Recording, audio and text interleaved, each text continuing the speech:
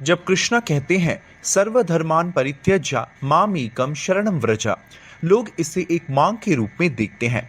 कभी कभी आत्मसमर्पण नहीं कर सकते, लेकिन यहाँ कृष्णा अपने भक्तों को भेजकर दिखाते हैं कैसे उन्हें आत्मसमर्पण करना है, उन्हें कैसे प्रेम करना है। कृष्ण भगवत गीता में कहते हैं, मुझसे ईर्ष्या करने वाले लोगों को उपदेश नहीं देना चाहिए, लेकिन भक्त इस दुनिया पर आकर संदेश का प्रचार करते हैं कि आप दयालु कैसे हो सकते हैं। भले ही वे दिलचस्पी न ले, वे कुछ रुचि बनाते हैं। भक्ति एक प्रक्रिया है जहां आपको कुछ त्यागने की आवश्यकता नहीं, केवल प्रभु की महानता के बारे में जानने के लिए एक तरीका है। भगवत गीता और वेदों में इसका उल्लेख है कि कैसे वदन्ति तत्व विदस्तत्वम ज्ञानम अव्ययम ब्रह्मेति परमात्मिति। आप भगवान को 3 अलग अलग स्तरों में जान सकते हैं। ब्रह्मेति परमात्मिति, ब्रह्मन का अर्थ है सूर्य, सूर्य प्रकाश के समान, एक अव्यक्तिक प्रकाश। आपने सूर्य ग्रहण देखा होगा जो बहुत दूर है, लेकिन सूर्य का प्रकाश तुम्हारे कमरे के अंदर आता है। अगर कोई सुबह पूछता है कि सूरज उदय हुआ है, सूरज कहाँ है, हम कहते हैं सूरज है, सूरज मेरे कमरे में है। यह कहने पर ऐसा नहीं कि सूर्य ग्रह तुम्हारे कमरे में आया है, सूरज भगवान या सूर्य किरण तुम्हारे कमरे में आ गए हैं। हम भी कह सकते हैं सूरज हमारे कमरे में आया है, लेकिन ऐसा कैसे होगा? अर्थात सूरज उसकी रोशनी से आया है। तो इसी तरह भगवान के संबंध में यह सूर्य के प्रकाश को ब्रह्मन के रूप में माना जाता है। तो वास्तव में व्यक्तिवादी और अव्यक्तता के बीच कोई अंतर नहीं है, दोनों पारलौकिकवादी हैं। इसलिए दोनों में क्या अंतर है? तो यहां हम कृष्ण को सर्वोच्च ब्रह्मन के रूप में स्वीकार करते हैं। भगवत गीता में बहुत सारे उद्धरण हैं, कई वेदों में भी। भगवत गीता के 4 अध्याय में अंतिम श्लोक में उल्लेख है कैसे वह सब कुछ का स्रोत है और कैसे लोग वह ब्रह्मन का स्रोत समझकर शांत हो सकते हैं। वह ब्रह्मन के प्रतिष्ठापिता हैं।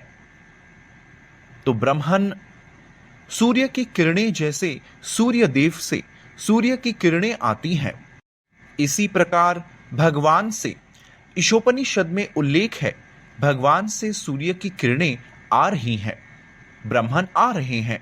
यहां तक चंद्रमा और सूर्य परब्रह्म से ही किरणें मिल रही हैं। इसलिए परब्रह्म वह है जो उन्हीं से ही सब कुछ आता है। तो प्रभु सर्वोच्च परब्रह्मन है। तो ब्रह्मेति, ब्रह्मन, वह ब्रह्म ज्योति। लोग महसूस करेंगे, ओ ब्रह्म ज्योति है, तो वह प्रकाश भगवान है। इसमें कुछ भी गलत नहीं है। वे कह सकते हैं यह ज्योति या ब्रह्म ज्योति भगवान है, लेकिन आप उसके नजदीक जाते हैं। जैसे यात्रा करने के दौरान आप सब सुबह विशाल पहाड़ देखते हैं, कोहरा ढका होता है, इसलिए आप कुछ भी नहीं देख सकते, लेकिन करीब आते ही आप उस सफेद कोहरे से पहाड़ों को देखेंगे। यह एक हरा भरा पहाड़ बन जाता है और अधिक करीब आते ही बहुत सारी हरियाली देख सकते हैं और उनमें कुछ झोपड़ियां हैं और उनमें से कुछ लोग घूम रहे हैं। इसी तरह आप भगवान के करीब आते ही, उनकी महानता को समझते ही, आप भगवान के साथ 5 प्रकार के ऐश्वर्य में कैसे संबंध हो सकते हैं वह जान सकते हैं।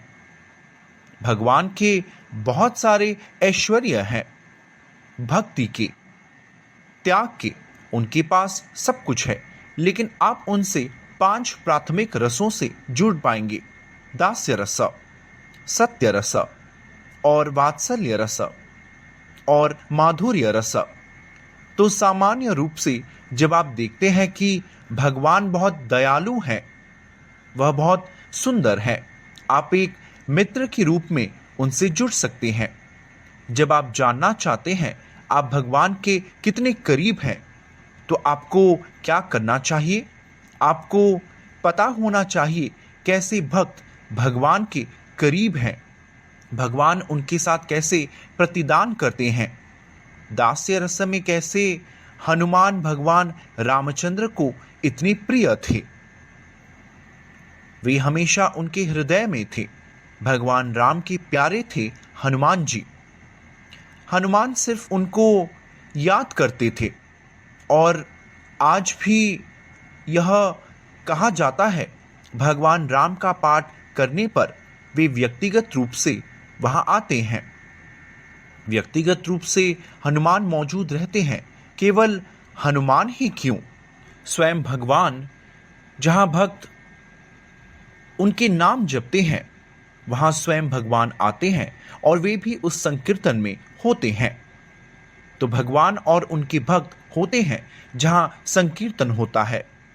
इसलिए आप भगवान को दास्य रस में जुड़ सकते हैं और वही दास्य रस अगले स्तर में सख्य रस में बन जाता है। गोप बालक या वृंदावन में गोप या वृंदावन की गोपियां कृष्ण को कभी भगवान के रूप में नहीं देखते। यहां तक कि गोपियों की माएं हमेशा चाहते थे कि कृष्णा उनके घर का हिस्सा हो। जब पूतना राक्षसी आई जो कंस की दूत थी, जब उसने मासूम यशोदा से पूछा कि हे यशोदा, क्या तुम मुझे अपना बेटा मेरे हाथ में दे सकती हो? मां यशोदा तो बहुत मासूम थी, उन्होंने तुरंत कहा हां ले लो। तो जब उसने वह जहर देकर कृष्ण को मारना चाहती थी, कृष्ण ने न केवल जहर को चूसा, उसका जीवन भी चूस लिया। तो मां यशोदा ने भगवान से प्रार्थना की कि उनकी दया से उनका बेटा बच गया। भगवान यद्यपि मां यशोदा के गोद में है, वे सर्वोच्च भगवान हैं। वे एक छोटे बच्चे की तरह व्यवहार नहीं कर रहे थे, लेकिन मां यशोदा के लिए वे एक बच्चे की तरह व्यवहार करते हैं। यदि उन्हें भगवान के रूप में देखा जाए, वही मां की ममता वह मजबूरी से कह सकती है कि ओ वह सर्वोच्च प्रभु है। इसलिए कृष्णा वह भावना को बिगाड़ना नहीं चाहते थे जो योग माया शक्ति है, जिसे कृष्णा चाहते हैं कोई भी उन्हें अपने तरीके से प्रेम करे। इसलिए मां यशोदा हमेशा उस रस का आनंद लेती हैं। तो कृष्णा ओ कृष्णा है, मुझे उनकी देखभाल करनी है। बंदर आकर उन्हें परेशान करेंगे, इसलिए मुझे अपने बगल में छड़ी रखनी होगी। उसी तरह मेरे कृष्ण के अन्य गोप मित्र कहाँ है? कृष्ण उनके साथ घूमने जाएंगे। कृष्णा मिट्टी नहीं खाना चाहिए, इसलिए यह सभी चीजों से वह बहुत चिंतित होती थी। और इस तरह कृष्णा वास्तव में प्रतिक्रिया देना चाहते हैं जो वात्सल्य रस है और सख्य रस। सभी मित्र सोच रहे हैं कि कृष्णा कुछ कर रहे हैं, कृष्ण के साथ हम खेलेंगे और अगर हार गए तो उन्हें पीठ पे ले जाएंगे, क्योंकि खेल में जो पराजित होता है उसे अपने मित्र को अपनी पीठ पर ले जाना पड़ता है। इसलिए कृष्णा कभी कभी खेल में हार जाते थे।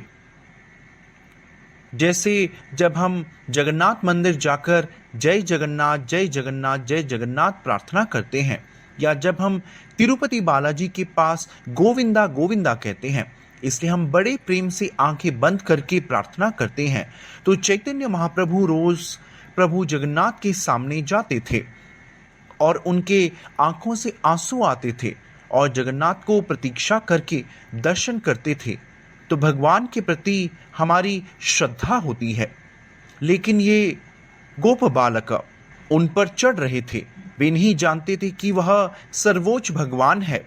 इसलिए कृष्णा इतने महान है कि यद्यपि वह इतने महान है, वे खुद को अपनी मां द्वारा दंडित देने की अनुमति देते हैं। मां छड़ी लेकर उनके पीछे दौड़ रही है, और वह भयभीत होकर रो रहे हैं। तो एक प्रार्थना है कुंती महारानी भाग में, कुंती महारानी प्रार्थनाएं श्रीमद् भागवतम में है। कुंती महारानी प्रार्थना कर ही है, कृष्ण कैसे वास्तव में मैं भ्रमित हो गई हूं। भय वास्तव में भयभीत है, भयभीत व्यक्ति कृष्ण से भयभीत है, जबकि अपनी मां की छड़ी का डर से कृष्ण दौड़कर चले गए। तो कृष्ण इतने महान है कि वे अपनी मां से डरते हैं, यही महानता है। ऐसा नहीं कि आप केवल अपनी शक्ति दिखाते हैं, शक्ति दिखाना महानता नहीं, करुणा दिखाना महानता है, प्रेम दिखाना महानता है, विभिन्न तरीकों से प्रेम दिखाना महानता है। कृष्ण इतने महान है कि आप भगवान से एक मित्र, एक पुत्र, एक प्रेमी के रूप में संपर्क जोड़ सकते हैं। श्रद्धा में वास्तव में कृष्ण अधिक प्रसन्न होते हैं जब वृंदावन वासी उन्हें डांटते हैं कि कृष्णा तुम माखन चोर हो। वे उन्हें डांटते हैं, उन्हें लगता है कि उनके लिए समर्पित वेद मंत्र कम प्रभावी होते हैं, जबकि माँ यशोदा से डांट खाना उन्हें अधिक भाती है। हालांकि हम गोविंदम आदि पुरुषम तमाहम भजामी मंत्रों का जाप करने पर श्री कृष्ण अधिक प्रसन्न होते हैं। साधक होने पर हम मंत्रों का जाप करते हैं। हम भगवान से इस तरह नहीं जोड़ सकते कि जैसे कभी कभी कुछ परेशानी आती है और हम कृष्ण को बहुत करीबी मित्र के रूप में देखते हैं, तो कृष्ण ने ऐसा क्यों किया, मैं उन्हें अस्वीकार कर दूंगा। हम ऐसा नहीं कर सकते। जबकि भगवान के करीबी भक्त, भगवान के शुद्ध भक्त कृष्ण से नाराज होते हैं, वह वास्तविक प्रेम है, यह कृष्ण के लिए प्रेम है। लेकिन जब हम कृष्ण से नाराज होते हैं तो काम क्रोध मद मत्सर्य होता है, वह प्रेम नहीं। इसलिए हमें भगवान से प्रेम कर उनकी महानता के बारे में जानना चाहिए कि वे कितने महान हैं। अपने भक्तों पर उनकी दया से कैसे माँ यशोदा कृष्ण से जुड़ रही हैं, उनकी यही महानता है। कल्पना कीजिए, इतना महान होकर भी वह कीचड़ खा रहे हैं और अपनी माँ के लिए प्रेम बढ़ा रहे हैं, अपने मित्रों के लिए प्रेम बढ़ा रहे हैं, राधा रानी और अन्य सभी गोपियों के लिए प्रेम बढ़ा रहे हैं, माँ रुक्मिणी के लिए प्रेम बढ़ा रहे हैं। भागवतम में एक सुंदर लीला है जहां कृष्णा अपनी रानियों के साथ खेलते हैं। तो कृष्णा, आप जानते हैं वह कितने चंचल हैं, वह परम प्रेमी है, उनके पास सभी अच्छे गुण हैं। वास्तव में उनके पास कई अच्छे गुण हैं और कृष्णा के 64 गुणों में से भगवान नारायण के विस्मय और श्रद्धा रूप में कुछ गुण नहीं पाए जाते हैं। जब वह बच्चे की तरह खेल रहे होते हैं, नारायण बच्चे की तरह नहीं खेल सकते, वह कृष्ण के रूप में बच्चे की तरह खेल सकते हैं। तो कृष्ण रूप में बहुत ऐश्वर्य है। कृष्ण के 64 ऐश्वर्य या 64 गुण हैं, जबकि नारायण में केवल 60 गुण हैं। ऐसा नहीं कि नारायण कृष्ण से अलग है, दोनों एक ही है, लेकिन खेलते समय कृष्ण में और भी अधिक गुण जुड़ जाते हैं। इसलिए वे गोविंदम आदि पुरुषम तमाहम भजामी है। कृष्ण में सभी गुण है और अगर कृष्ण में भगवान के कितने गुण हैं उसकी तुलना करते हैं तो वह पूर्ण अवतार है। उनमें ईश्वर के सारे गुण हैं क्योंकि वह प्रभु है, आदि पुरुषम है। हालांकि वह नारायण है, उनमें 60 गुण हैं। इनका वर्णन वैदिक साहित्य में है, यह कुछ अटकलों की तरह नहीं है। और भगवान शिव में ये सभी गुण 78% हैं। और एक जीव में पूर्ण गुण नहीं है, बल्कि एक निश्चित प्रतिशत ही मिलता है। लेकिन हमारे जैसे जीव को भी भगवान के अच्छे गुणों का एक निश्चित प्रतिशत मिलता है, इसलिए हम भी कुछ बना सकते हैं। ऐसे ही वैज्ञानिक एक छोटा हवाई जहाज बनाता है, लेकिन हवाई जहाज बनाकर हम खुद को भगवान सोचते हैं। तो हमारी भी रचनात्मक प्रवृत्ति होती है, प्रेम की प्रवृत्ति भी है, चोरी की प्रवृत्ति होती है, हम भी कुछ चुराने की कोशिश करते हैं। अगर यह भगवान में नहीं है तो आप चोरी कैसे कर सकते हैं? लेकिन भगवान की चोरी करना यह नहीं कि उनके पास कुछ भी नहीं है, लेकिन हम कुछ हासिल करने के लिए चोरी करते हैं। यदि सब कुछ भगवान के पास है तो चोरी करने की क्या जरूरत? वह अपने भक्तों को सुख दे रहे हैं, तो भक्तों को आनंद देना उनकी महानता है। भक्तों के लिए उनकी प्रतिक्रिया उनकी महानता है। तो कृष्ण द्वारका की रानियों के साथ खेलते हैं और द्वारका के एक अध्याय में माँ रुक्मिणी कृष्ण को हवा दे रही थी। यद्यपि इतने सारे सेवक हैं, आप देखिए कृष्ण के भक्तों का यह गुण है, वे कृष्ण की सेवा करने के बाद नहीं थकते कि ओ रोज हम कृष्ण की सेवा करते हैं। नहीं, कृष्ण का नाम भी कितना सुंदर है। कृष्णा, राम, गोविंदा, जगन्नाथ का जाप करने पर यह नाम इतना सुंदर, इतना स्वादिष्ट होता है। मान लो आप सिर्फ गुलाब का फूल, गुलाब का फूल, गुलाब का फूल जाप करते हैं, पानी पानी पानी, आप कितने समय तक जाप कर सकते हैं? लेकिन भगवान के भक्त लगातार उनका नाम जप करते हैं और यह अधिक स्वादिष्ट हो जाता है। भगवत गीता कृष्ण ने 5000 साल पहले, लाखों सालों पहले सूर्य देव से कहा, लेकिन इसका स्वाद अधिक है।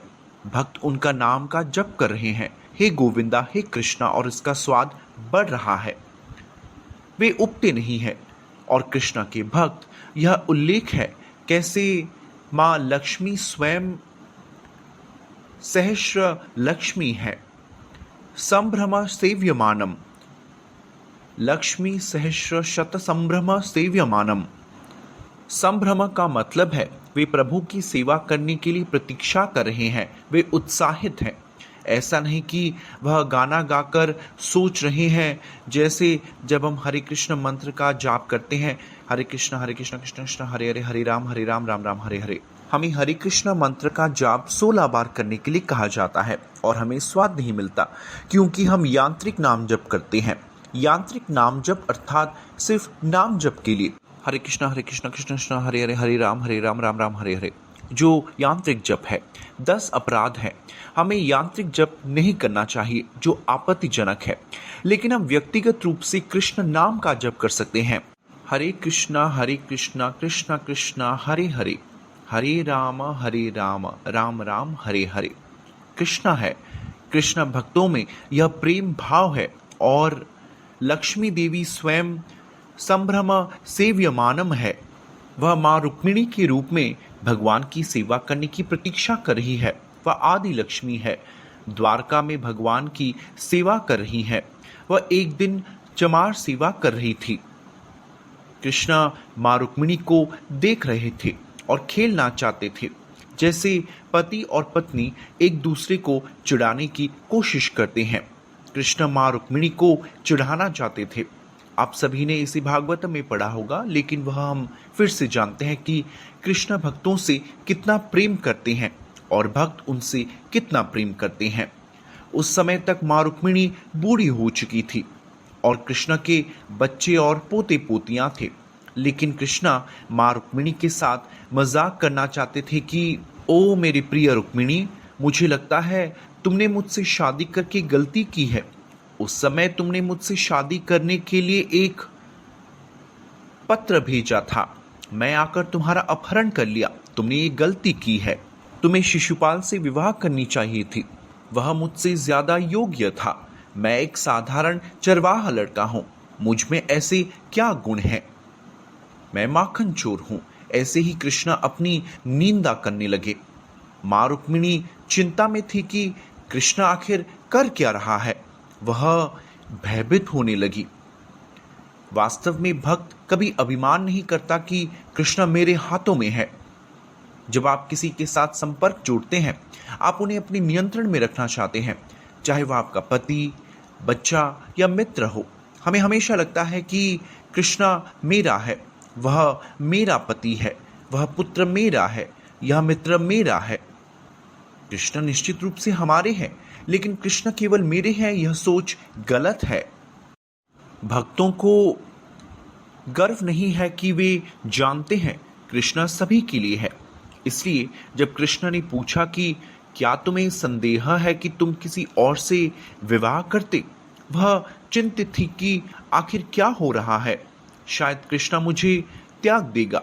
वैदिक युग में तलाक का तो कोई सवाल ही नहीं था, लेकिन उन्हें डर लगने लगा और वह चामरा कर रही थी।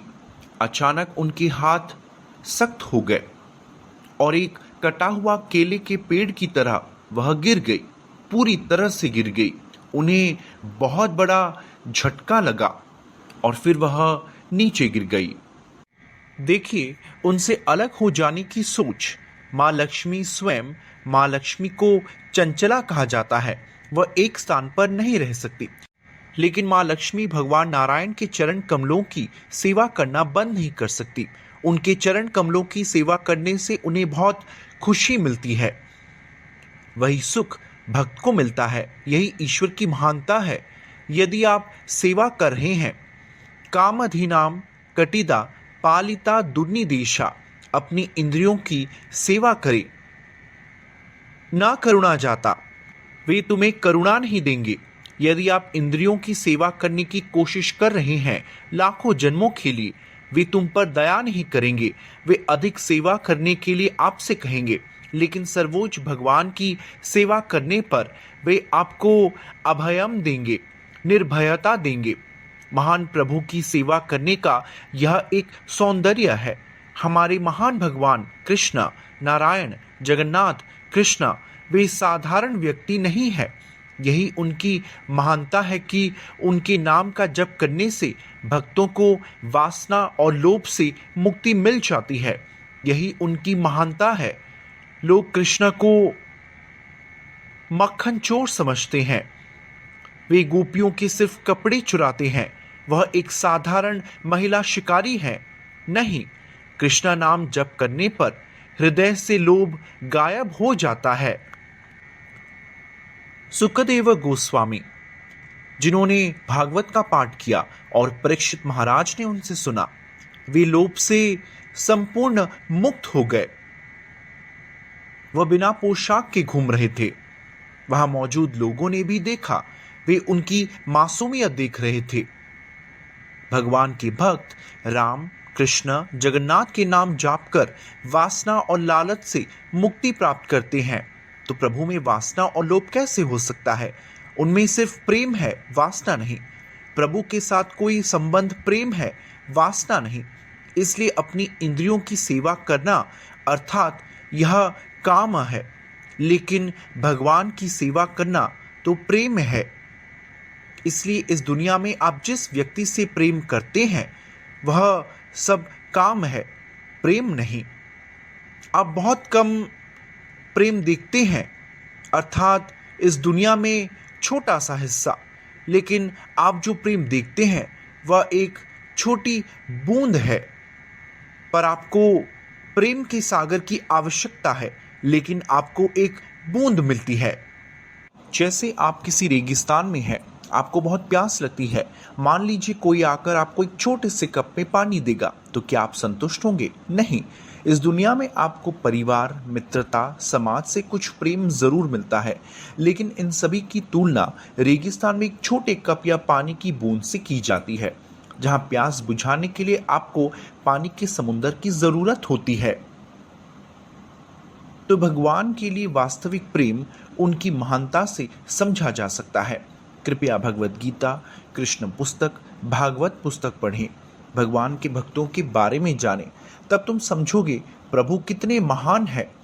कोई मुझसे पूछ रहा था कि एकलव्य को उनके गुरु ने क्यों धोखा दिया?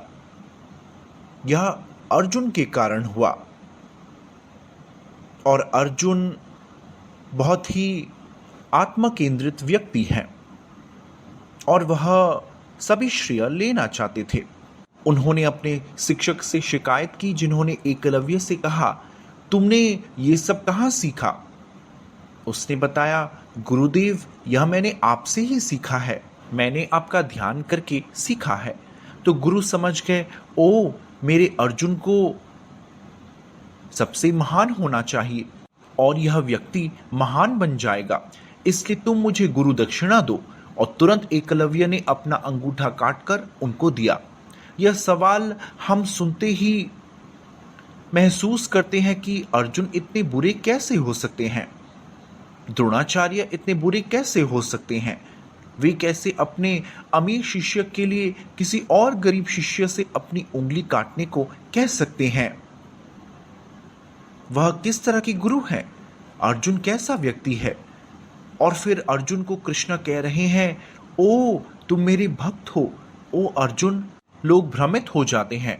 प्रभु जी कृपया हमें समझाइए, अपने गुरु के प्रति भक्ति रखने वाले एकलव्य की उपेक्षा क्यों की गई, जबकि अर्जुन बहुत स्वार्थी है, उन्हें वास्तव में इतनी दया दी गई और कृष्ण उन्हें भगवत गीता में एक महान भक्त कह रहे हैं। इसे कैसे समझें?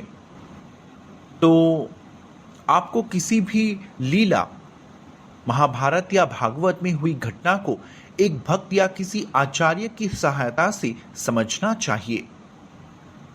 एक आचार्य आपको सटीक ज्ञान दे सकता है कि ऐसा क्यों हुआ, कब हुआ और किस वजह से हुआ।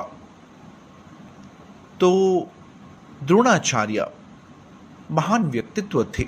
वे एक ब्राह्मण थे, अर्थात एक ब्राह्मण किसी भी योग्य व्यक्ति को ज्ञान दे सकता है। वह यह नहीं देखता कि वह अमीर या गरीब है, लेकिन वह निश्चित रूप से देखेगा कि वह शिक्षा प्राप्त करने के योग्य है या नहीं। प्रभुपाद वास्तव में सत्यकाम की कहानी का एक स्पष्टीकरण देते हैं। एक उपनिषद है और उसमें सत्यकाम के बारे में एक कहानी है। एक युवा बालक गौतम मुनि के पास जाकर कहता है, मेरे प्रिय गुरु, मैं आपका शिष्य बनना चाहता हूं। गुरु उसकी पृष्ठभूमि जानना चाहते थे। उन्होंने कहा, ठीक है, लेकिन मैं तुम्हारे पिता के बारे में जानना चाहता हूं। उसने कहा, मुझे नहीं पता। गुरु ने कहा, ठीक है, अपनी मां के पास जाओ और पता लगाओ। उसने अपनी मां से पूछा, मां, मेरे पिता कौन है? मां ने कहा, मेरे प्यारे बेटे, मुझे नहीं पता, क्योंकि वास्तव में वह एक वैश्या थी। उसे नहीं पता था कि उस लड़के का पिता कौन था। तो वह युवा, बहुत मासूम बालक उस गुरु से यह कहता है कि मेरे प्यारे गुरुदेव, मेरी मां को भी नहीं पता कि मेरा पिता कौन है। तो तुरंत गुरु ने पहचान लिया कि तुम एक ब्राह्मण हो। ब्राह्मण का अर्थ है जो सच बोलता है। इस तरह की बातें कोई भी बोलना पसंद नहीं करेगा, लेकिन वह बोल रहा है, मतलब ब्राह्मण जन्म से नहीं बल्कि योग्यता से है। तो वह एक महान शिष्य बन गया और वह सत्यकाम के रूप में जाना गया और इसका उल्लेख उपनिषद में है। तो पिछले युगों में लोग सोचते हैं, ठीक है, कोई गुरु के पास जा रहा है, अर्थात वे केवल ब्राह्मणों या क्षत्रियों को सिखा देंगे, दूसरों को नहीं। नहीं, ब्राह्मण और क्षत्रिय योग्यता से नहीं जाने जाते थे। इसी तरह एकलव्य द्रोणाचार्य के पास जाकर उससे सीखने के लिए कहा था। एक और व्यक्ति था जो द्रोणाचार्य के पास गया था। मैंने आपको कुछ कक्षाओं में समझाया था, धृष्टद्युम्न। धृष्टद्युम्न द्रुपद के पुत्र थे। उनका जन्म द्रोणाचार्य को मारने के लिए हुआ था, लेकिन द्रुपद ने उन्हें द्रोणाचार्य के पास भेज दिया। द्रोणाचार्य ने उन्हें स्वीकार लिया। प्रभुपाद भगवत गीता में बताते हैं कि एक ब्राह्मण कितना उदार होता है।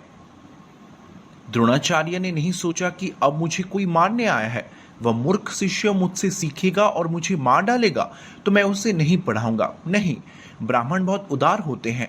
उन्हें पता है कि वैसे भी मुझे एक दिन मरना है, उसमें क्या, मैं उसे जरूर सिखाऊंगा। तो द्रोणाचार्य की यह पृष्ठभूमि थी। द्रोणाचार्य ने अपने जीवन की परवाह नहीं की, न केवल पैसे के लिए, प्रसन्न करने के लिए या अर्जुन से कुछ अच्छा नाम प्राप्त करने के लिए उन्हें कुछ बलिदान देना पड़ा। उन्होंने द्रुपद के पुत्र को स्वीकार किया, लेकिन एकलव्य को नहीं। क्यों? एक गुरु जानता है कि ये पाठ किसको पढ़ाना है। जब द्रोणाचार्य यह देखकर हैरान थे कि वह शब्दवेदी विद्या शब्दवेदी है, सिर्फ सुनते ही आप हथियार का प्रयोग करते हैं। अर्थात जब वह जप कर रहा था या कुछ काम कर रहा था, उसे कुछ अस्त्र दिए गए ध्यान से, जो उसने गुरु से सीखा है, और वह एक कुत्ते पर प्रयोग किया। आइए आधुनिक युग को देखते हैं। आधुनिक युग में अमेरिका ने द्वितीय विश्व युद्ध में हिरोशिमा और नागासाकी पर बमबारी की, यह हम सब जानते हैं। कई लोगों ने अमेरिका की आलोचना की कि उन्हें यह बम जापान जैसे छोटे देश पर क्यों किया। हम जानते हैं कैसे पूरे देश एक सेकंड के भीतर बर्बाद हो गया था, और कुछ बच्चे टिफिन के बक्से ले रहे थे। ऐसी छवियां आप इंटरनेट पे देख सकते हैं कि बच्चों के चेहरे, उनकी खोपड़ी और टिफिन के बक्से सब एक साथ पिघल गए हैं। खोपड़ी टिफिन बक्सों में पिघल गई है। कल्पना कीजिए किस तरह का शक्ति परमाणु हथियार में है।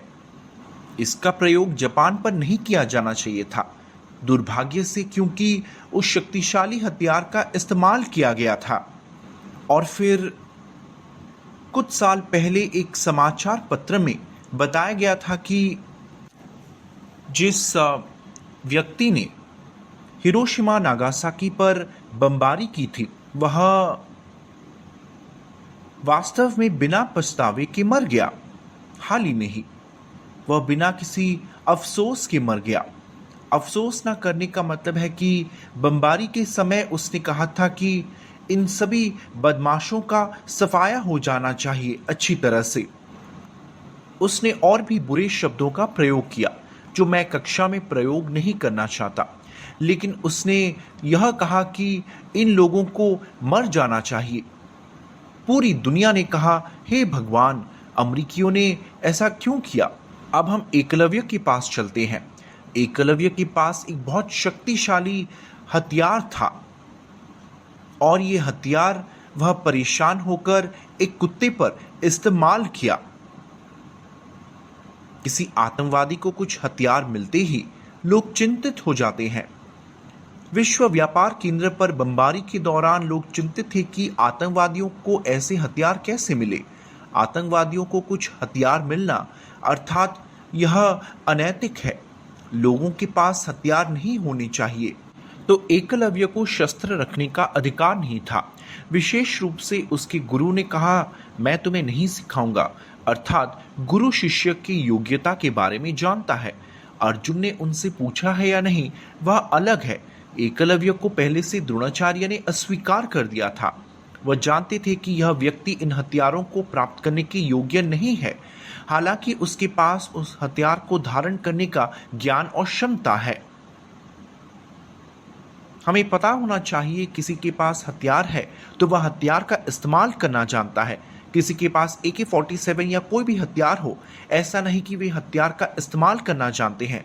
जैसे मैं कार चलाना जानता हूँ, मेरे पास लाइसेंस है, ऐसा नहीं कि जिसे बम से उड़ाना आता है उन्हें लाइसेंस दिया जाना चाहिए। केवल एक सैनिक या एक योग्य व्यक्ति को ही हथियार दिए जा सकते हैं, केवल दुश्मनों से लड़ने के लिए।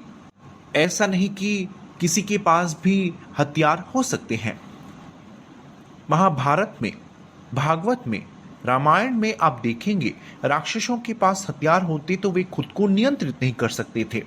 एक लीला में आप कई हाथ वाले बणासुर राक्षस के बारे में जानते होंगे। तो वह नहीं जानता था इतने हाथों से क्या करना है। वह बहुत शक्तिशाली था। भगवान शिव का भी बहुत बड़ा भक्त था। आमतौर पर राक्षसी लोग केवल भौतिक शक्तियों के लिए प्रार्थना करते हैं। अपने सभी हाथों से उसने भगवान शिव को प्रसन्न करने के लिए कई सारे भजन गाए।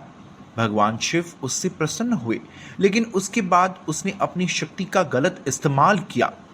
उसने पहाड़ों को तोड़ा, जैसे कुछ बच्चे यहाँ वहाँ तोड़फोड़ करते हैं।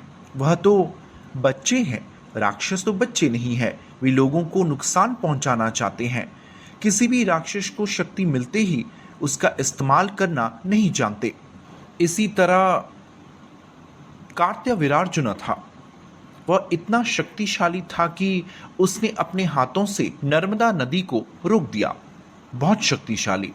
दूसरी तरफ रावण था, जो उस नदी के किनारे दूसरे हिस्से में रहता था। वह बहुत क्रोधित हो गया कि यह व्यक्ति कौन है जिसने पानी रोक दिया। इसलिए वह कार्त्यवीर्यार्जुन से लड़ने लगा। कार्त्यवीर्यार्जुन रावण से बहुत अधिक शक्तिशाली राक्षस था। उसने रावण को वानर की तरह पकड़ लिया और एक पिंजरे में डाल दिया। उसके बाद उसने छोड़कर कहा कि ठीक है, जाओ। वह इतना शक्तिशाली था। परशुराम द्वारा कार्त्यवीर्यार्जुन का वध किया गया था। उसके बाद उसके सभी हाथों को काट दिया। तो भगवान और उनके भक्त बहुत शक्तिशाली हैं। परशुराम शक्तिशाली थे। उन्होंने अपनी शक्ति किसी को तब तक नहीं दिखाई जब तक आवश्यकता ना हो। और एक वास्तविक भक्त, भगवान या भीमसेन जैसे भक्त, तो भीम इतने शक्तिशाली थे कि उनके पास 10,000 हाथी की शक्ति थी। जरूरत न होने पर उन्होंने कभी अपनी ताकत नहीं दिखाई। जबकि आप अपनी शक्ति का प्रदर्शन सिर्फ अपने लिए कर रहे हैं। जैसे आतंकवादी आपको परेशान करे तो आप किसी को गोली मार देते हैं, अर्थात आप योग्य नहीं हैं। तो जब द्रोणाचार्य ने उंगली काटने के लिए कहा, यह नहीं कि वह अर्जुन के लिए उपकार कर रहे हैं, वह पूरी दुनिया की मदद कर रहे हैं। कल किसी अयोग्य व्यक्ति को शस्त्र दिया जाए, अस्त्र पाकर वह कहेगा कि आपकी दया से मुझे अस्त्र मिला है गुरुदेव। यद्यपि उनके पास कुछ अच्छे गुण थे, आपको समझना चाहिए कि उस युग में सभी में अच्छे गुण थे। वह द्वापर युग और त्रेतया युग में बहुत अच्छे गुण थे। उसी तरह रावण के अच्छे गुण थे। हिरण्यकशिपु में इतने अच्छे गुण थे, यहाँ तक कि असुरों में भी अच्छे गुण थे। कलयुग में वही अच्छे गुण हम कहते हैं कि ओ, उनके पास इतने अच्छे गुण हैं, क्योंकि कलयुग में हर कोई चोर है। उन दिनों राक्षसों में भी इतने अच्छे गुण थे जो हम नहीं जानते। वास्तव में रावण और जरासंध ब्राह्मणों के लिए इतना परोपकारी थे। और जब हिरण्यकशिपु के भाई की मृत्यु हुई, उसने अपनी भाभी और अपनी मां को वैदिक निर्देश दिया कि रो मत, क्योंकि सब कुछ समय के साथ होता है। समय कैसे बीतता है उसने अच्छे से समझाया। एक दिन मनुष्य को मरना पड़ता है। इस प्रकार के नैतिक निर्देश हिरण्यकशिपु ने बताए। यक्ष के साथ युद्ध के दौरान अर्जुन यक्ष से लड़ते हैं, क्योंकि उन्होंने कौरवों को उसने पकड़ लिया था।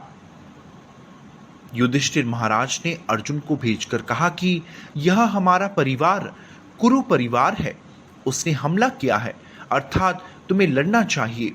तो अर्जुन यक्ष से युद्ध करता है। और फिर दुर्योधन अर्जुन से बहुत प्रसन्न होते हैं। उन्होंने कहा, अर्जुन, जो कुछ भी चाहते हो मैं तुम्हें दूंगा, मैं जरूर दूंगा। उन्होंने उसे वरदान दिया, जैसे दशरथ ने कैकेयी को वरदान दिया था और कैकेयी ने सही समय पर पूछा। अर्जुन ने भी कहा, अब नहीं चाहता, वक्त आने पर मैं कहूंगा। तो द्रोणा अगर मान ले आप राज्य मांगते तो वह जरूर दे देते, लेकिन उन्होंने वरदान नहीं मांगा। क्षत्रिय कभी भीख नहीं मांगेंगे। कृष्ण ने कुरुक्षेत्र के युद्ध के दौरान अर्जुन से पूछा, क्योंकि भीष्मा लड़ नहीं रहे थे, उन्होंने अपनी शक्ति नहीं दिखाई थी। तो दुर्योधन अपने दादाजी भीष्म से कहा, यह इतने सारे लोग हैं, ये पांडव मारे नहीं जा रहे हैं, शायद आप उन पर अपनी कृपा दिखा रहे हैं, वे आपके पसंदीदा पोते हैं। तो उन्होंने कहा, कल ये 5 तीरों से ये 5 पांडव मारे जाएंगे। दुर्योधन ने कहा, कृपया मुझे यह 5 तीर दे दें। उन 5 तीरों को लेकर वह अपने शिविर में ले गया। तब अर्जुन को यह नहीं पता था, लेकिन कृष्ण जानते हैं। उन्होंने कहा, ओ अर्जुन, तुम दुर्योधन से वह तीर ले आओ जिसने तुम्हें एक दिन वरदान देने का वादा किया था। तो अर्जुन को शिविर में देखकर दुर्योधन ने कहा, हे मेरे प्यारे भाई, कृपया आ जाओ। आप देखिए, वे शत्रु थे, लेकिन द्वापर युग में यह संस्कृति थी कि अगर रात में शत्रु आते हैं, शत्रुम, अगर शत्रु आए, मित्रम आचारवेत, ग्रहम शत्रुम प्राप्तम, यदि आपके घर एक शत्रु आता है तो ग्रहम शत्रुम प्राप्तम मित्रम आचारवेत, आप उसे इतना सहज महसूस कराएं कि वह भूल जाए कि वह आपका शत्रु है। वह है संस्कृति। दुर्योधन ने अर्जुन का स्वागत किया। हे मेरे प्यारे भाई, कृपया आओ, तुम क्या चाहते हो? अर्जुन ने कहा, तुमने मुझे एक बार वरदान देने को कहा था। ओ, तुम राज्य चाहते हो, ले लो। अब देखिए, बहुत चर्चा हुई थी और दुर्योधन एक छोटी सुई की जगह भी देने को तैयार भी नहीं था, लेकिन वरदान मांगते समय वह सब कुछ देने के लिए तैयार था। लेकिन एक क्षत्रिय उस तरह से स्वीकार नहीं करेगा। उसने कहा, नहीं नहीं, मैं लड़ना चाहता हूं, तुम मुझे वह 5 तीर दे दो। उसने तुरंत दे दिया। दुर्योधन में यह गुण था। कर्ण में इतने परोपकारी गुण थे, लेकिन वह बदला लेने के लिए द्रौपदी को नग्न देखना चाहता था। मान लीजिए, पिछले युगों में किसी के पास अच्छा गुण था। यह देखने का मापदंड नहीं था कि वह राक्षस है या देवता। एक राक्षस अर्थात वह अपनी शक्ति को संभाला नहीं जानता, पर एक भक्त जानता है। तो एक भक्त की महानता तो आप समझ सकते हैं कि भगवान कितने महान है। भक्त महान है, भगवान महान है। हम सभी जानते हैं कि हम सभी अलग अलग मानसिकता रखते हैं। किसी भी चीज को समझने का वैदिक तरीका हम शास्त्रों को संदर्भित करते हैं। जैसे अदालत में 2 वकील बहस कर रहे हैं, कानून के आधार पर बहस कर रहे हैं। एक वकील कहेगा, इस आधार के अनुसार यह तर्क है। दूसरा वकील भी तर्क करेगा, यह तर्क मैं इस खंड से दे रहा हूं, इसलिए यह सही है और वह गलत। तो जब 2 लोग बहस करते हैं तो आधार कानून है। इसी तरह हम वैदिक अनुयायी शास्त्रों को एक नियम के रूप में लेते हैं और 2 लोगों को चर्चा करनी है या शास्त्रों से प्रमाण होना चाहिए। तो आज हम विभिन्न मानसिकता पर चर्चा कर रहे हैं। आइए देखें भगवत गीता विभिन्न मानसिकता के बारे में क्या कहती है। आखिर किस तरह के लोग होते हैं, हम उनके बारे में कैसे जानेंगे और उनसे कैसे निपटेंगे। तो भगवत गीता के अनुसार केवल 2 श्रेणियों के लोग हैं और उन्हें कहा जाता है दैव असुरा एव च। एक है दैवीय व्यक्तित्व और एक है आसुरी व्यक्तित्व। केवल 2 श्रेणी के लोग हैं। और कुछ लोगों के पास दिव्य गुण होते हैं और ऐसे गुण है अभयम सत्व संशुद्धिर ज्ञान योगा व्यवस्थिति ही। वे निडर होते हैं, आध्यात्मिक ज्ञान से भरपूर होते हैं, आत्मनियंत्रित हैं, तपस्वी हैं, उनमें सादगी होती है। ऐसे कई सारे गुण हैं। और आसुरी लोगों के गुण जैसे दंभो दर्पोभिमानश्च क्रोधः पारुष्यम एव च। अहंकार, दंभ, क्रोध, कठोरता, अज्ञानता, इस तरह ये सभी राक्षसी स्वभाव के लोगों के गुण हैं। और कृष्णा भगवत गीता के 16वें अध्याय में अर्जुन से कहते हैं दैवी संपद विमोक्षाय। यदि आपके पास पारलौकिक गुण है तो आप मुक्त होंगे, जबकि आसुरी गुण के व्यक्ति बंधन में पड़ जाते हैं। तो 2 श्रेणियों के लोग हैं और 3 प्रकृति, 3 गुण हैं, सत्व गुण, रजोगुण और तमोगुण। और हम इन 3 गुणों से कार्य करने के लिए मजबूर हैं। हालांकि आपको पसंद ना होने पर भी अभिनय करने को मजबूर होंगे। यह प्रश्न अर्जुन भगवत गीता के प्रारंभिक अध्यायों में पूछते हैं। एक व्यक्ति भले ही पाप पुण्य कार्य करना पसंद नहीं करता, फिर भी उसे पाप करने के लिए क्यों मजबूर किया जाएगा? तो कृष्णा उत्तर देते हैं, काम एषा क्रोध एषा रजोगुण समुद्भवः। काम और क्रोध वे रजोगुण से उत्पन्न होते हैं। बिना किसी विकल्प के जीवित इकाई अगर हम कुछ गतिविधि करने के लिए मजबूर होते हैं तो वह मजबूर होंगे। यह बल कैसा प्रतीत होता है? जैसे पुलिस लाठी से पीटने लगेगा, आप नहीं देखेंगे कि उसने किस रंग की ड्रेस पहनी है, कौन सी टी शर्ट पहनी है। आप केवल चिंतित होंगे कि कोई हमें मार रहा है। वह किस बल के साथ आपको मार रहा है आप नहीं जानते हैं, लेकिन यह एक महान शक्ति है। काम एषा क्रोध एषा, यह एक महान शक्ति है। तो लोग इस शक्ति से पीड़ित हैं और हम सभी जानते हैं कि हम कैसे पीड़ित हैं, और हमारे साथ दूसरे भी शिकार होते हैं। जब हम सब एक साथ आते हैं तो हमें एक दूसरे से निपटना है। तो विभिन्न मानसिकता के लोगों के साथ कैसे व्यवहार करें?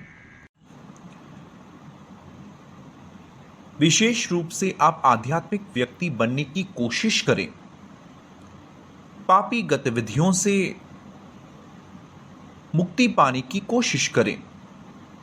जैसे अर्जुन कुरुक्षेत्र के युद्ध की चिंता थी, दूसरी तरफ कौरव दुर्योधन नहीं सोच रहे थे कि लोग हमारी वजह से क्यों मारे जा रहे हैं।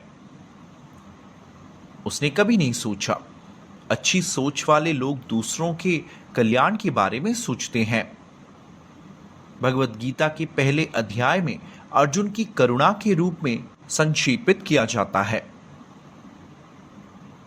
वह दयालु है क्योंकि वे एक भक्त है और उनके हृदय में बहुत करुणा है कि हम किसी को क्यों मारें। अपने फायदे के लिए हम दूसरों को क्यों मारें। यहीं से भगवत गीता की शुरुआत होती है। हम अच्छे इंसान बनने की कोशिश करें, अर्थात हमें करुणा है। तो जब आप करुणामय होने की कोशिश करते हैं तो क्रोधित लोगों से कैसे निपटेंगे? एक सांप की कहानी थी जो बाद में नारद जी का शिष्य बना। तो यह सांप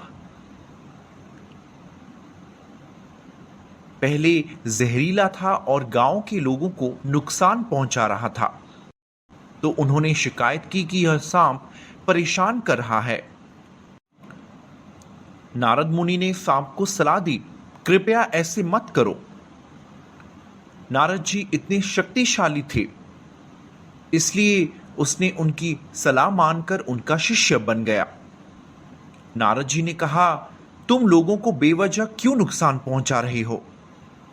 कुछ दिनों के बाद नारद जी वापस आए तो सांप बहुत ही दयनीय अवस्था में खून में लथपथ था। उन्होंने पूछा, क्या हुआ?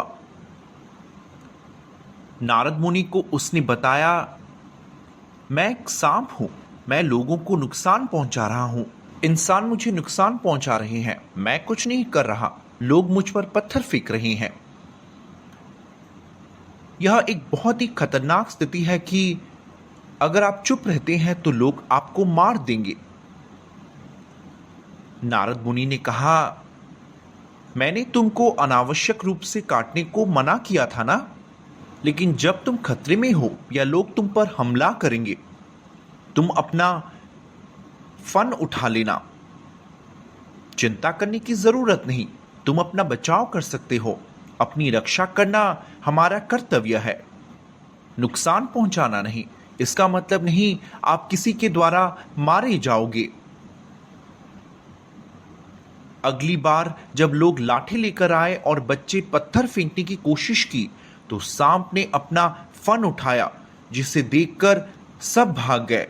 इसी तरह हमें अपना कर्तव्य निभाना है। जब आप दूसरों के साथ जुड़ते हैं तो हमें अपने कर्तव्यों का पालन करना जानना होगा। बहुत अधिक गुस्से होने पर हमें गुस्से का कारण पता होना चाहिए। क्या मेरी तरफ से कोई गलती है? आप कह सकते हैं, मुझे खेद है। सॉरी कहने में कुछ भी गलत नहीं है। इसलिए अगर कोई गुस्से में है, हमें नुकसान पहुंचाने की कोशिश कर रहा है, तो हमें उससे दूर रहना चाहिए। बेहतर है उससे दूर रहना, क्योंकि हम हर व्यक्ति से मुकाबला नहीं कर सकते। ऐसा संभव नहीं। हर किसी की अपनी मानसिकता है। अगर वह थोड़ी सी सुनने की स्थिति में है तो हम मदद करने की कोशिश कर सकते हैं, अन्यथा आप उनकी मदद क्यों करें? आप कृपया मुझे यहां पर मारे, मैं तो अहिंसा का अनुयायी हूं। इसलिए हम ऐसी मानसिकता में नहीं हैं। हमें खुद को या दुनिया को बचाने का महत्वपूर्ण कर्तव्य है। उन्हें कृष्ण का या भगवत गीता का संदेश देना बहुत महत्वपूर्ण है। इसलिए हमें आगे बढ़ना है। जब हम लोगों के लिए कुछ अच्छा करने की कोशिश करते हैं, हमें पता होना चाहिए कि मैं सही दिशा में हूं या नहीं, क्योंकि गुस्से में हम किसी और की मदद नहीं कर सकते, क्योंकि गुस्से में हमारा पूरा शरीर प्रदूषित हो जाता है। प्रदूषित होने पर आप किसी और की मदद कैसे कर सकते हैं? कृष्ण भगवत गीता में कहते हैं, 3 चीजें हैं जिन्हें नरक का द्वार माना जाता है। काम, क्रोध, लोभ। 3 चीजें, क्रोध, लोभ। जब हम बहुत लालची होते हैं, एक लालची आदमी संतुष्ट नहीं हो सकता। आप उसे 1 रुपए दे, वह कहेगा मुझे 10 रुपए दो। तुम 10 रुपए दो, वह 100 रुपए कहेगा। 100 रुपए मिलने पर उसे 1 लाख रुपए चाहिए, फिर 1 लाख से 1 करोड़ रुपए। वास्तव में इस दुनिया में लालच का कोई अंत नहीं है। वास्तव में वासना की भावना सदा बढ़ते रहेंगे। तुम सोचते हो शायद मैं कुछ कामुक भावों को देख लूंगा और फिर शायद मैं इससे बाहर आ जाऊं। नहीं, तुम और भी उलझ जाओगे।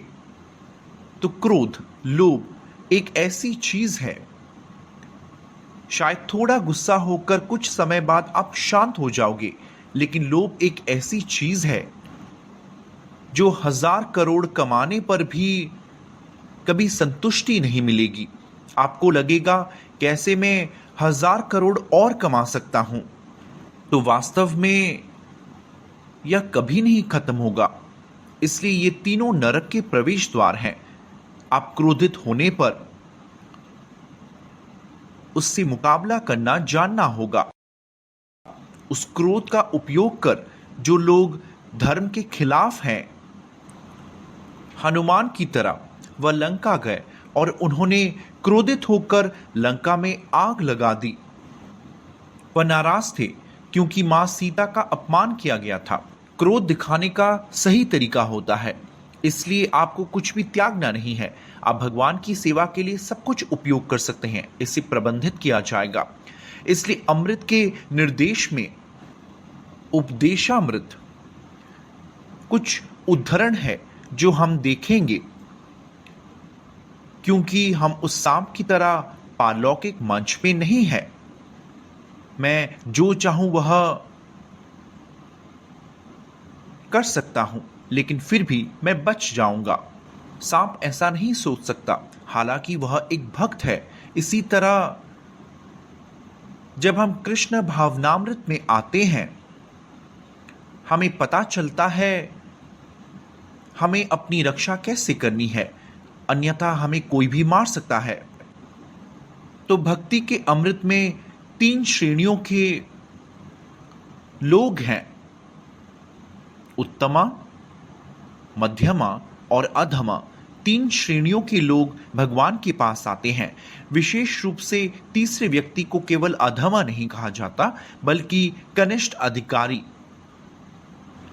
लेकिन केवल कनिष्ठ अधिकारी में हो तो आप भगवान की पूजा करने के लिए आकर्षित होंगे।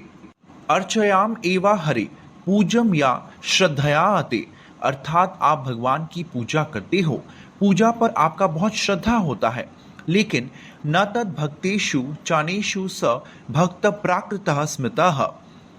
एक भक्त जो विष्णु भक्त बनने की कोशिश करता है लेकिन अन्य भक्तों के लिए उसमें कोई सम्मान नहीं है, तो वह प्राकृतः भक्त है, अर्थात वह उच्च श्रेणी का भक्त नहीं है, वह प्रारंभिक अवस्था में है, कनिष्ठा।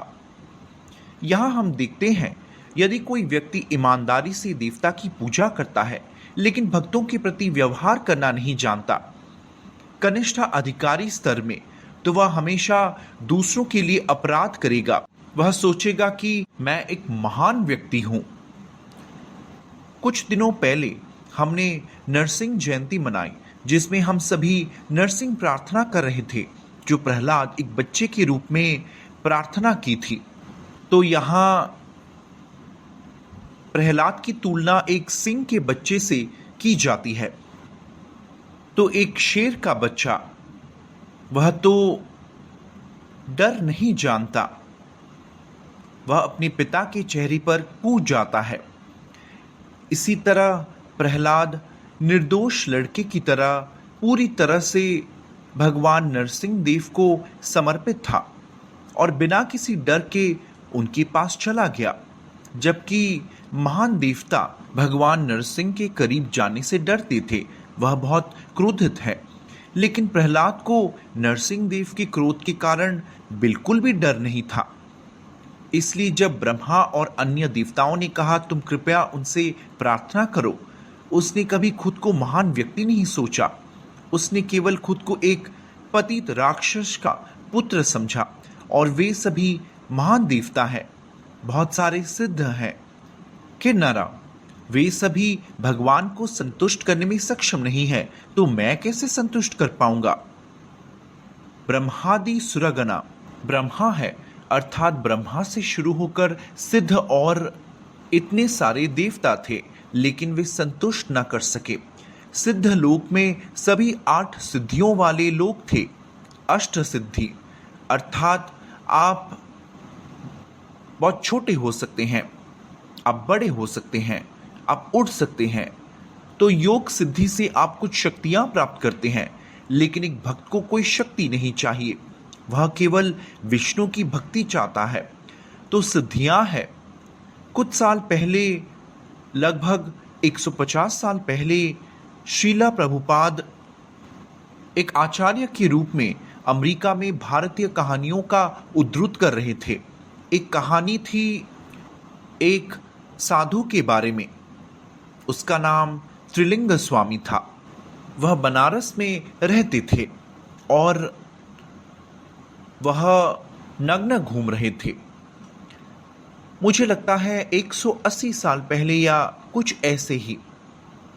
इसलिए नग्न घूम रहे थे, जो कानून के खिलाफ था, इसलिए उन्हें जेल में डाल दिया गया।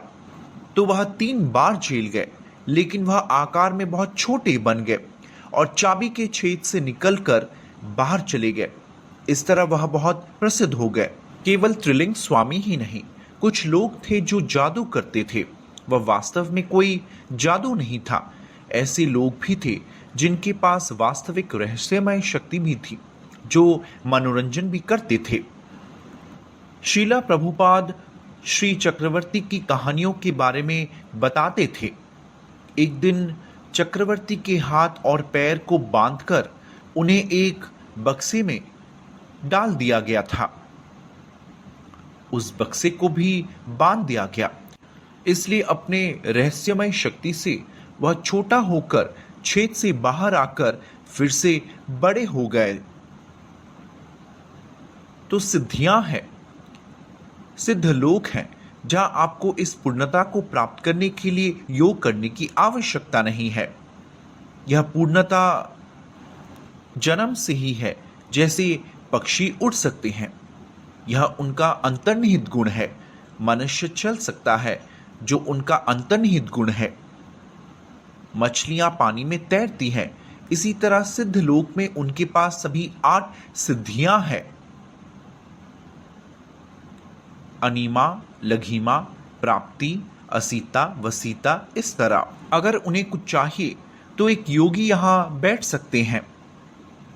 जैसे वे हरिद्वार में डुबकी लगाकर रामेश्वरम में निकलते हैं, फिर द्वारका में डुबकी लगाकर जगन्नाथपुरी में निकल सकते हैं। वे आधे घंटे के भीतर सभी धाम घूम सकते हैं। कुछ योगी हैं, ऐसा उल्लेख है कि वे प्रतिदिन सभी 4 धामों में स्नान करते हैं। तो यह एक तथ्य है। कुछ योगियां अपनी श्वास शक्ति को नियंत्रित करके कई वर्षों तक रह सकते हैं। 1970 में कुंभ मेला के दौरान श्रीला प्रभुपाद, हरे कृष्ण भक्तों ने भी भाग लिया था। पिछले साल हमारे भक्तों ने भाग लेकर प्रसादम वितरण किया था। प्रभुपाद ने भाग लिया था, इसलिए भक्तों को प्रसाद वितरण का आयोजन करना पड़ा। तो जब कुंभ मेला होता है, प्रभुपाद कहते हैं वहां कितने लोग आते हैं। वहां कुछ 400 वर्ष के लोग भी आते हैं। कई लोग कुंभ मेला आते हैं, कई योगी भी आते हैं। हम उनकी बात नहीं कर रहे जो लोग धोखेबाज हैं या जो साधुओं के नाम पर गांजा पीते हैं, शोषण करते हैं, उनके बारे में नहीं। हम पारलौकिक वादियों के बारे में बात कर रहे हैं, जो हिमालय और कई जगहों से आते हैं, जो सिर्फ आध्यात्मिक उद्देश्य के लिए आते हैं, न कि धार्मिक कार्यक्रम के लिए। उस बारे में नहीं।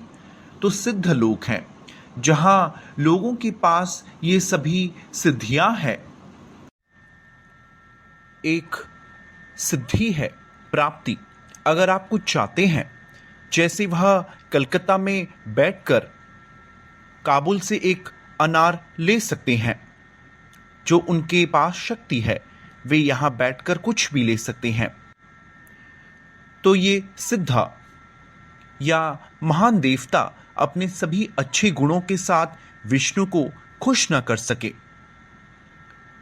जबकि छोटा बालक प्रहलाद, उनका जन्म राक्षसी पिता से हुआ था, लेकिन जब वे भगवान नरसिंह के सामने पहुंचे तो भगवान की बहुत भावनाएं थी। यह भावनाएं कैसे आते हैं? जब हम अपने परिवार, बच्चों को देखते हैं तो ये भावनाएं निकलती हैं, क्योंकि यह पिता, असली मां के पास होती है। कृष्ण एक असली पिता है, असली मां है। जब हमारे असली भावनाएं आती हैं, प्रहलाद एक निर्दोष बच्चे के रूप में समर्पण कर भगवान नरसिंह को आकर्षित किया। इसलिए राक्षस के पुत्र होने पर भी आप भगवान को आकर्षित कर सकते हैं।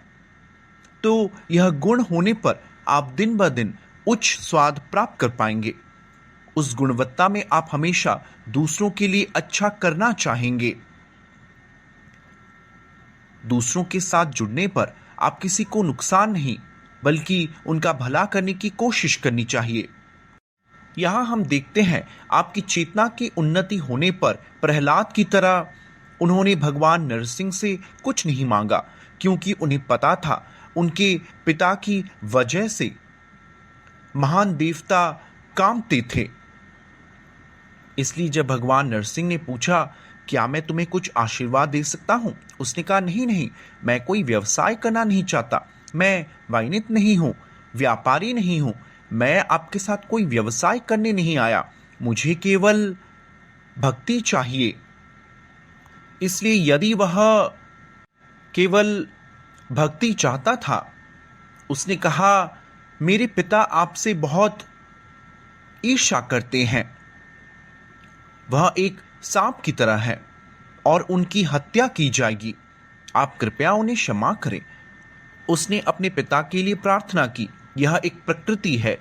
अपने करीबी परिवार के सदस्यों से प्रताड़ित हुआ कोई भी व्यक्ति प्रार्थना नहीं करना चाहेगा। मान लीजिए दो लोग एक दूसरे को भूल चुके हैं, दो मित्र या दो बिजनेस पार्टनर।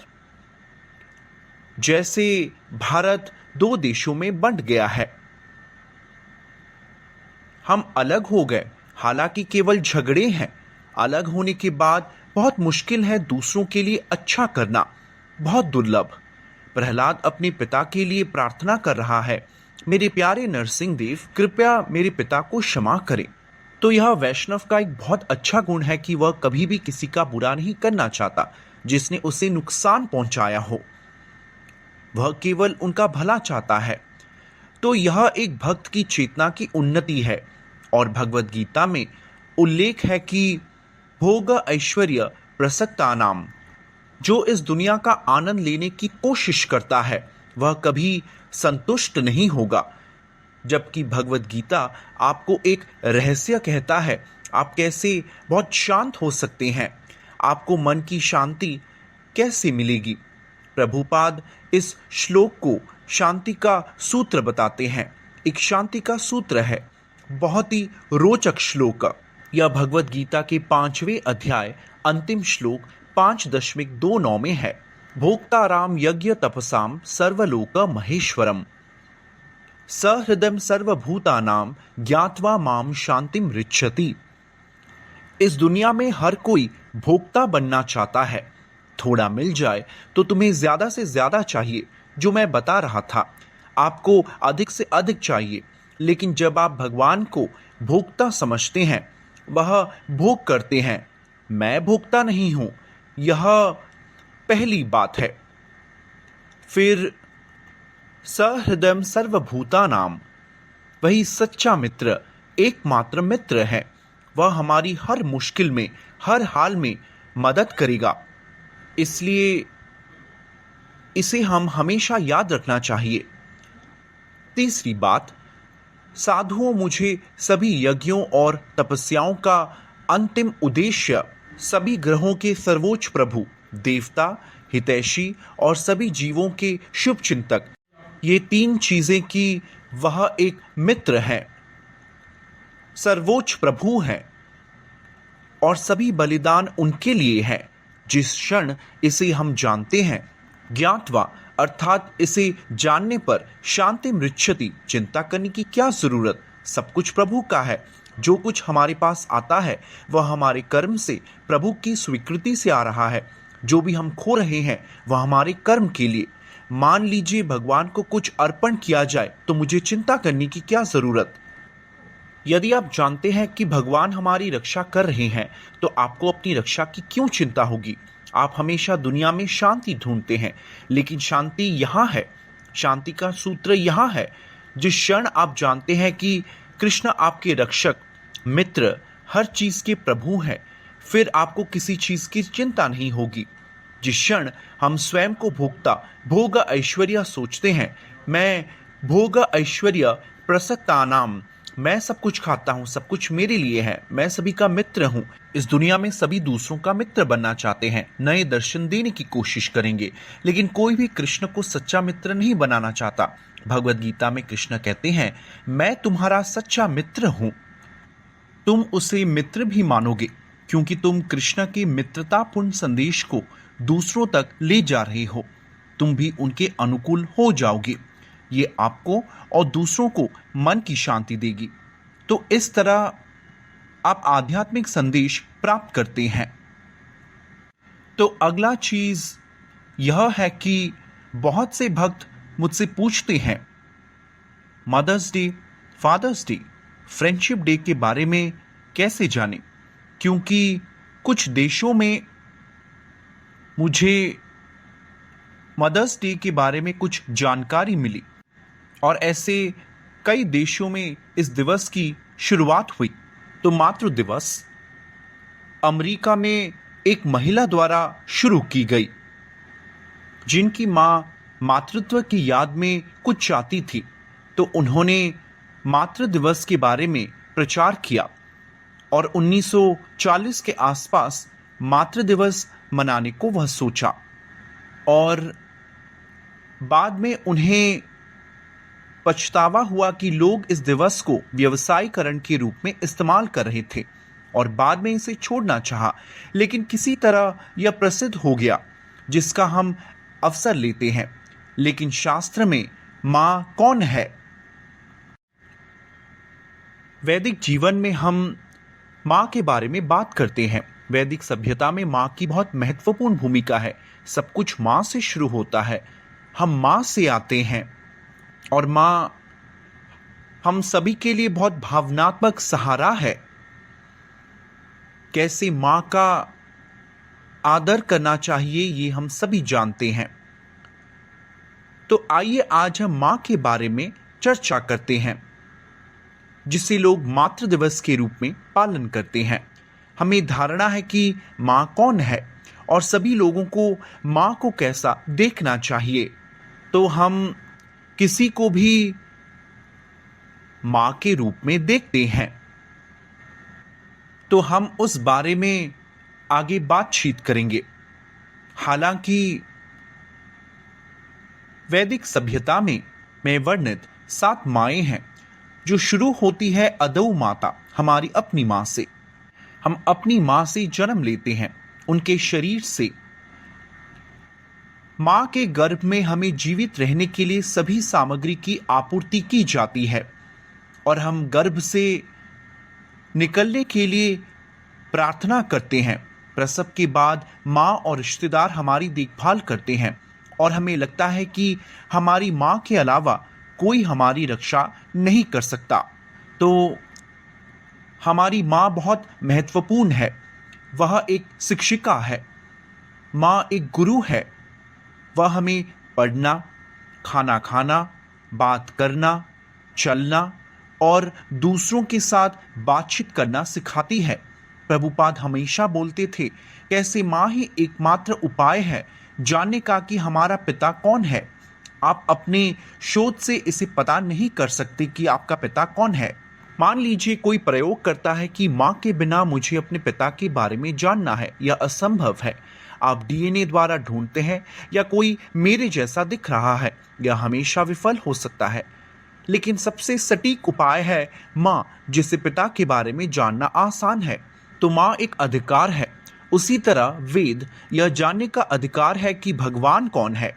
प्रभुपाद एक उदाहरण देते हैं तो कई जगहों पर मां शब्द का इस्तेमाल की जाती है और यह हमारी असली मां अदौ मां से शुरू होती है। और यह मां वह एक असली मां है।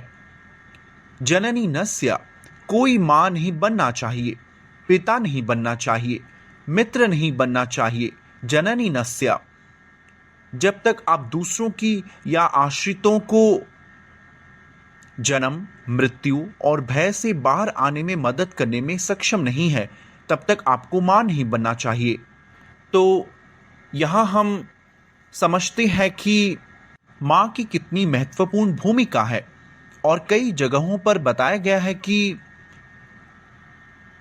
माता यस्या गृहे नास्ति, अगर आपके घर में स्नेही मां नहीं है या पत्नी मीठा नहीं बोलती है तो बेहतर है अरण्यम तेना गंतव्यम, अगर आपकी मां अच्छी नहीं है तो जंगल जाना बेहतर है।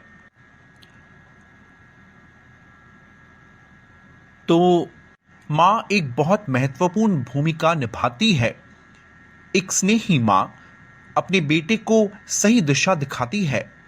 श्री चैतन्य महाप्रभु जब संन्यास लिया तो वह अपनी मां साची माता के सामने आए और उन्हें रोता हुआ देख वे भी रो पड़े।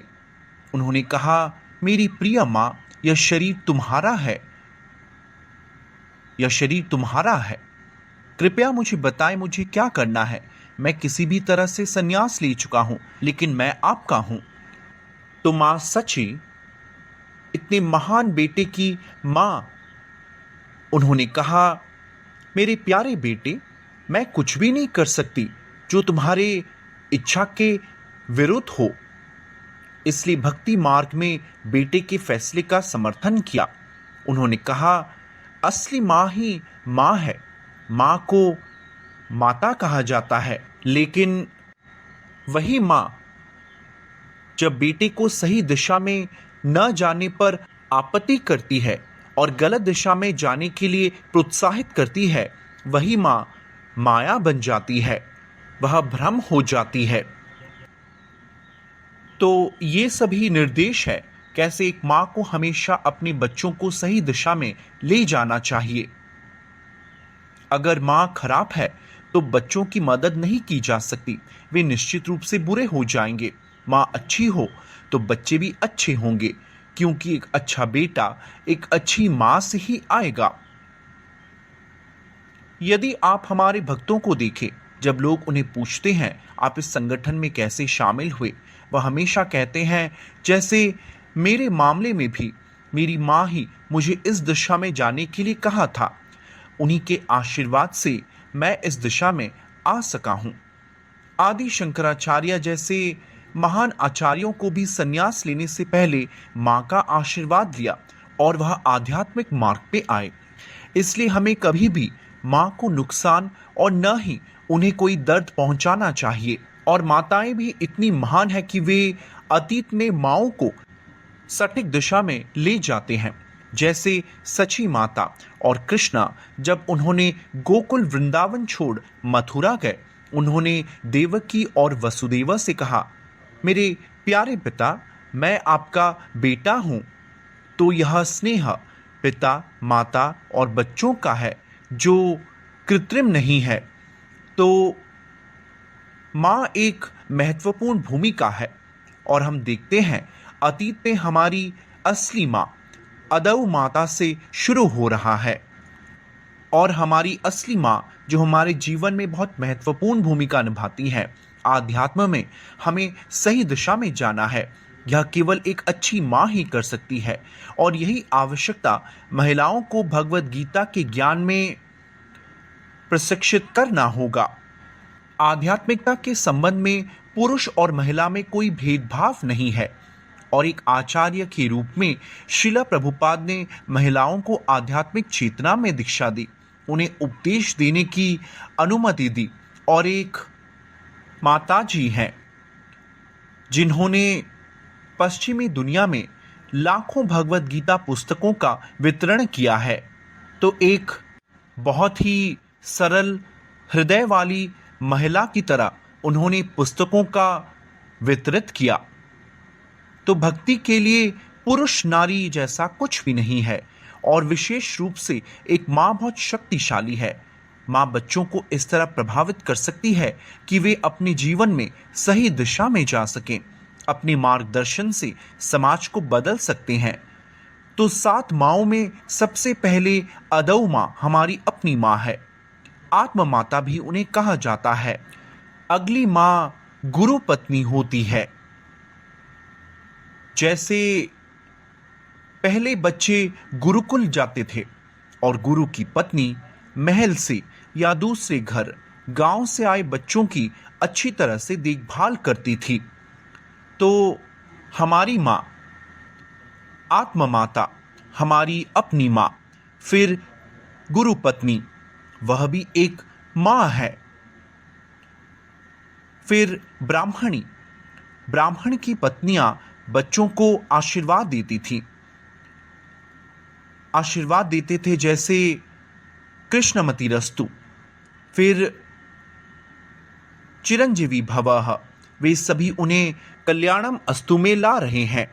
तुम सही दिशा में जाओ, आपके साथ सब कुछ अच्छा हो, इसी तरह वे उन्हें आशीर्वाद देते थे। तो ब्राह्मणी भी एक मां है। फिर राजपत्नी का, रानी भी एक मां थी। आज के युग में राजतंत्र नहीं है। इंग्लैंड की रानी आज भी एक असली माँ के रूप में देखा जाता है, जहां वह नागरिकों की देखभाल करती है। तो इस तरह लोगों में वह भावना है। फिर और चार माएँ हैं। वह है धेनु, गौ माता। गाय भी माँ है क्योंकि वह दूध देती है।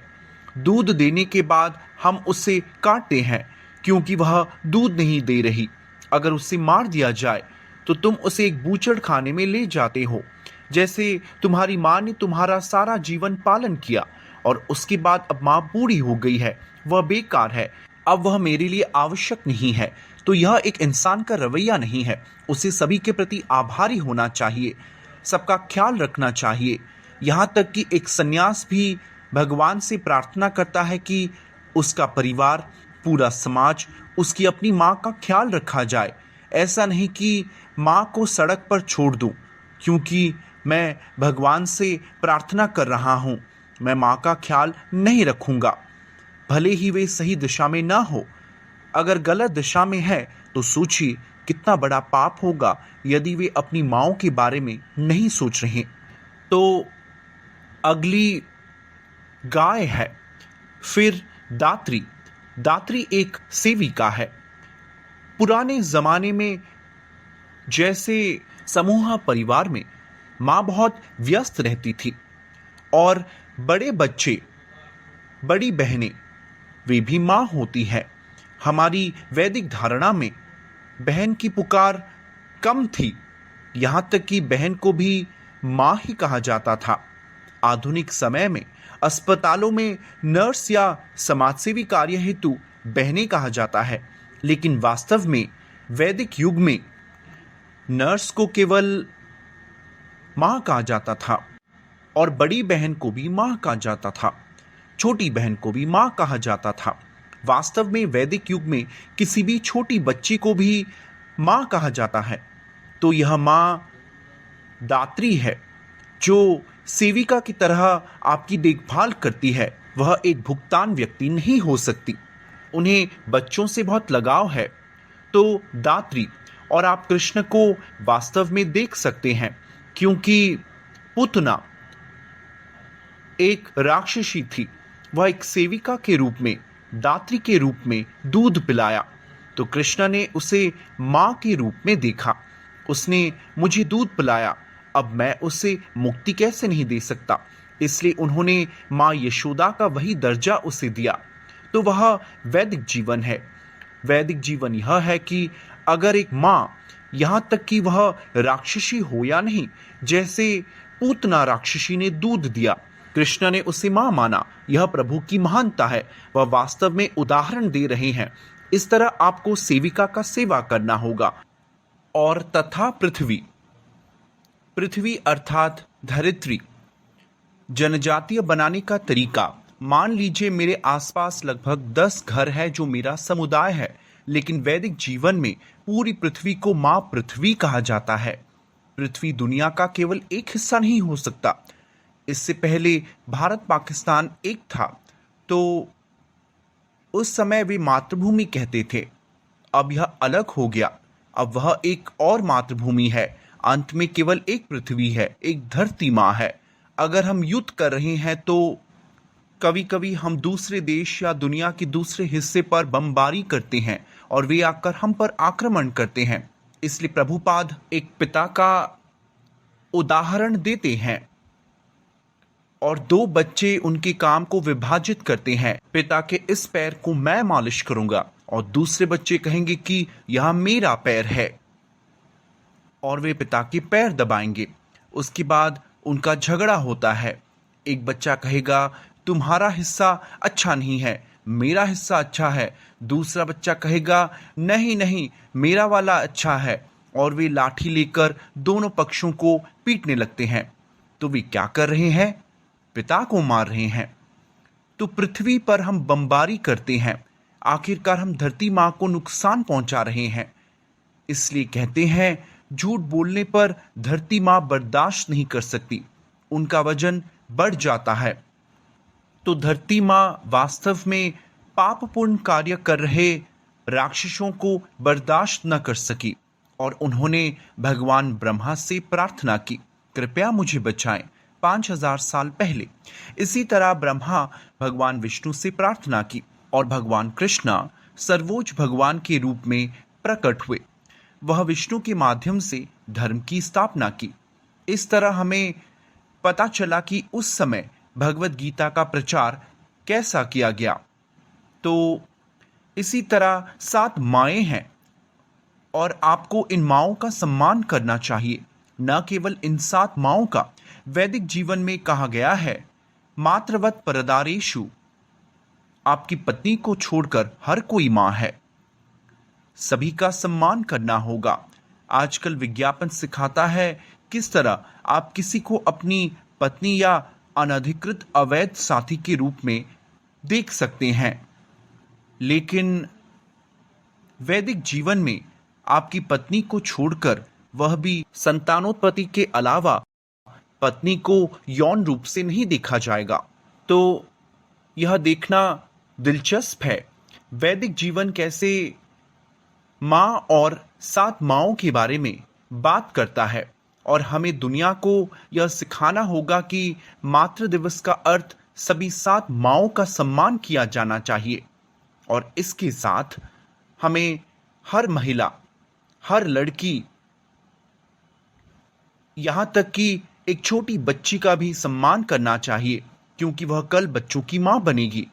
हमें एक छोटे बच्चे, एक बालिका का सम्मान देना पता होना चाहिए, क्योंकि वह भविष्य है और उसे वास्तविक ज्ञान, आध्यात्मिक ज्ञान से समृद्ध करना होगा, और फिर वह बच्चों को उचित शिक्षा दे सकती है। एक छोटी बच्ची को गर्भ में बच्चे की हत्या का ज्ञान दिया जाए तो वह बड़े होकर सोचेगी, मैं बच्चों को गर्भपात या कुछ अवैध गतिविधियों से मार सकती हूं। लेकिन मां का जीवन ऐसा नहीं था। असली मां हमेशा सोचती थी कि गंभीर हालत में मुझे मरने दो, पर मेरा बच्चा सुरक्षित बाहर आ जाए। लेकिन आजकल दुर्भाग्य से इस तरह के हालत पैदा हो गए हैं। तो हमें मातृत्व का प्रचार करना होगा, मातृ दिवस या किसी भी तरह से हो।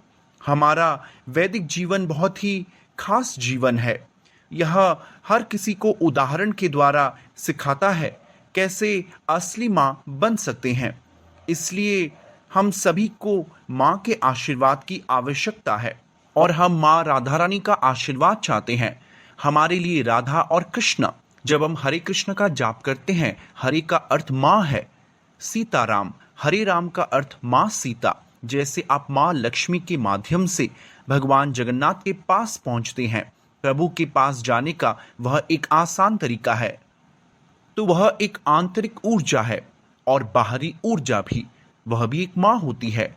लेकिन माँ दुर्गा तुम्हें दंड देगी, वह तुम्हें सजा देने के लिए है।